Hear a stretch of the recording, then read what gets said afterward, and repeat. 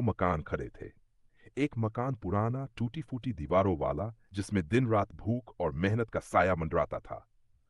वहीं दूसरी तरफ चमचमाता हुआ आलीशान हवेली जैसा मकान था जिसके आंगन में विदेशी गाड़ियां खड़ी रहती थी। पहला मकान रामलाल का था। वह एक गरीब मजदूर, दिन भर ईंट भट्टी पर काम करता। बदले में इतनी मजदूरी मिलती कि बस घर का चूल्हा किसी तरह जल पाए। उसके दो बच्चे थे, सोहन और गुड्डी। दोनों पढ़ाई में अच्छे थे, लेकिन गरीबी की वजह से पढ़ाई अधूरी रह जाने का डर हमेशा बना रहता था। दूसरा मकान विक्रम मल्होत्रा का था, गांव का सबसे अमीर जमींदार और व्यापारी। उसकी जिंदगी ऐशो आराम से भरी थी। उसके पास नौकर चाकर, बड़ी बड़ी जमीनें और शहरों में फैली हुई दुकानें थीं, लेकिन दिल का इतना बड़ा नहीं था। गरीबी का दर्द रामलाल हर सुबह 5 बजे उठकर शहर की ओर पैदल निकल पड़ता। गर्मियों की तेज धूप हो या सर्दियों की ठंडी हवा, उसके कदम नहीं रुकते। उसके हाथों की मेहनत की वजह से दूसरों के घर बनते, लेकिन उसका खुद का घर अधूरा ही पड़ा था। शाम को थक कर लौटने पर बच्चे उसके गले लगकर पूछते, पिताजी, कल मुझे स्कूल की फीस दे देंगे ना? रामलाल का दिल टूट जाता, पर मुस्कुराकर कहता, हाँ बेटा, जरूर देंगे। अंदर से वह जानता था कि जेब में बस 100-200 रुपये ही हैं और फीस उससे कहीं ज्यादा।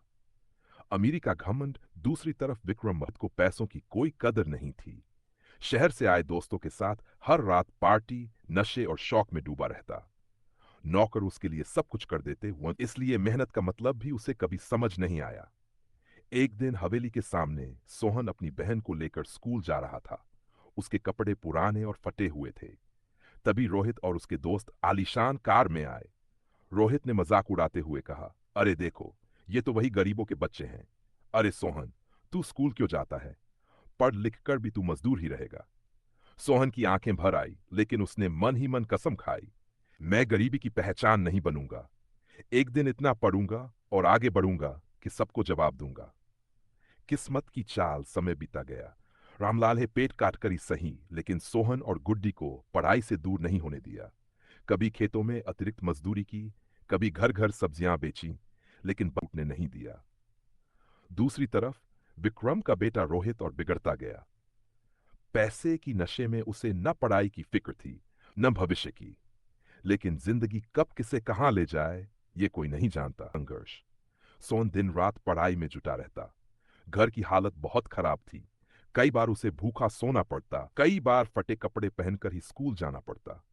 लेकिन उसके मन में एक ही जिद थी, मुझे गरीबी से जीतना है। शाम को जब मजदूरी से थका हारा रामलाल लौटता, तो सोहन दीपक की टिमटिमाती लौ के नीचे किताबें खोलकर बैठा मिलता। गुड्डी भी अपने भाई के साथ पढ़ाई करती। दोनों बच्चों का सपना था कि एक दिन माँ बाप को इस गरीबी से निकालेंगे। गांव वाले कई बार ताने देते, अरे रामलाल, तेरा बेटा पढ़ लिख कर क्या करेगा? मजदूर का बेटा मजदूर ही रहेगा। लेकिन रामलाल हमेशा यही कहता, नहीं, मेरे बच्चे मेरा नाम रोशन करेंगे। मेहनत करने वालों को कोई नहीं रोक सकता। रोहित का भटकाव। दूसरी ओर हवेली में रोहित की जिंदगी ऐशो आराम में डूब रही थी। उसे पैसों की कोई कमी नहीं थी। रोज दोस्तों के साथ कार दौड़ाना, बस महंगे रेस्टोरेंट में खाना और शराब की पार्टियां उसकी दिनचर्या बन गई थी। पढ़ाई से उसका बिल्कुल नाता नहीं रहा। विक्रम मल्होत्रा भी सोचता था, बेटा है, जब चाहेगा संभाल लेगा कारोबार। लेकिन हकीकत यह थी कि रोहित का ध्यान कारोबार से ज्यादा शौक और गलत संगत में लगा हुआ था। पहला मोड़, गांव के स्कूल में बोर्ड परीक्षा का रिजल्ट आया। सोहन ने पूरे जिले में टॉप किया।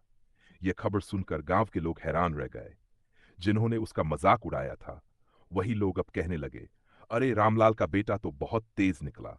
हमें क्या पता था कि गरीब का बेटा भी इतना आगे बढ़ सकता है। रामलाल की आंखों में खुशी के आंसू थे। उसने बेटे को गले लगाकर कहा, बेटा, आज तूने मेरी गरीबी को छोटा कर दिया। दूसरी तरफ रोहित परीक्षा में बुरी तरह फेल हो गया। उसके पिता विक्रम मल्होत्रा गुस्से से बोले, इतने पैसे खर्च किए पढ़ाई पर और तेरा ये हाल है, शर्म नहीं आती? रोहित ने लापरवाही से जवाब दिया, पापा, पढ़ाई से क्या होगा? आपके पास इतना पैसा है कि 7 पीढ़ियां खाएंगी। मुझे क्यों मेहनत करनी चाहिए? विक्रम कुछ नहीं कह पाया, लेकिन उसके दिल में चिंता घर कर गई। बड़ा संघर्ष। सोहन की पढ़ाई का खर्चा अब और बढ़ने लगा। कॉलेज की फीस भारी थी। रामलाल के पास पैसे नहीं थे। उसने गांव में छोटे मोटे काम करना शुरू किया। कभी बैलगाड़ी चलाता, कभी खेतों में दूसरों का काम करता। सोहन भी पढ़ाई के साथ साथ बच्चों को ट्यूशन पढ़ाने लगा। दिन भर कॉलेज, फिर शाम को बच्चों को पढ़ाना और रात को खुद पढ़ाई करना, यही उसकी दिनचर्या बन गई। कभी कभी भूख से पेट में दर्द होता, लेकिन वह कहता, अगर अभी हार गया तो जिंदगी भर गरीब रहूंगा। अमीरी का जाल उधर रोहित का बिगाड़ और गहरा हो गया। शराब और जुए की लत ने उसे घेर लिया। धीरे धीरे उसने दोस्तों के साथ मिलकर कारोबार से चोरी छिपे पैसे उड़ाने शुरू कर दिए। विक्रम मल्होत्रा ने जब ये देखा तो हैरान रह गया। उसने बेटे को समझाने की कोशिश की, लेकिन रोहित ने कहा, पापा, ये सब पुरानी सोच है। जिंदगी का मजा लेना है तो खर्च करना पड़ता है। धीरे धीरे हवेली के पैसे गलत रास्तों में बहने लगे। भाग समाप्त।